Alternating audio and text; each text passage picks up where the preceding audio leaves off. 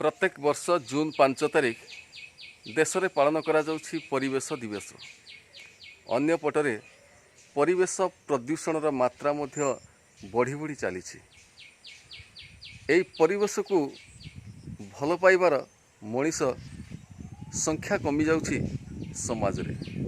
तथापि अनेक मनीष अछंती जो माने ये परिवेश को निजर प्रेमिक ठारू मध्य अधिक भल पाती। एमती जड़े प्रकृति प्रेमी जगतसिंहपुर जिला रघुनाथपुर ब्लॉक अंतर्गत रेढ़ुआ पंचायतर मजुरई ग्रामर संतोष प्रधान।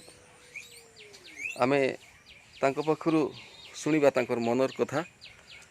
आपण आमे देखुछु अनेक गछ निजर बगीचारे मध्य लगेइचंती। फूल गछ ठारू आरंभ करी औषधीय वृक्ष पर्यंत अनेक गछ को साइज रखिचंती।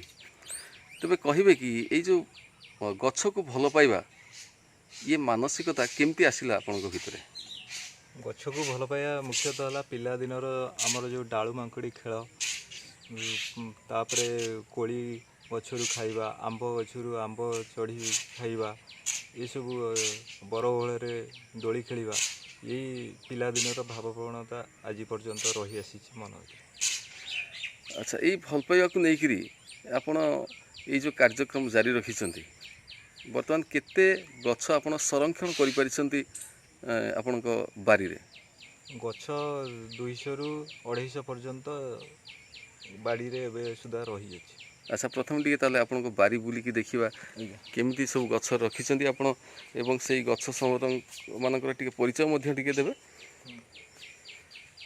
बर्तमान आम जाऊे संतोष प्रधानकर निज उद्यम रे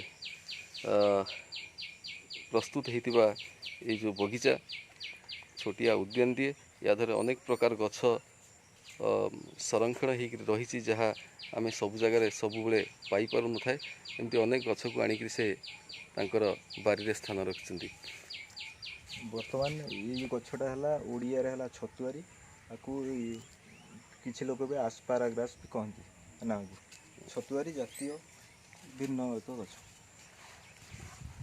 एटा साइकस वेराइटी शो कर रखिया एटा इंडोर।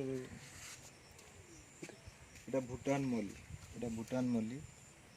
एटा भी ये भी गोटे साइकस आमर रही जेहेतु छतुआरी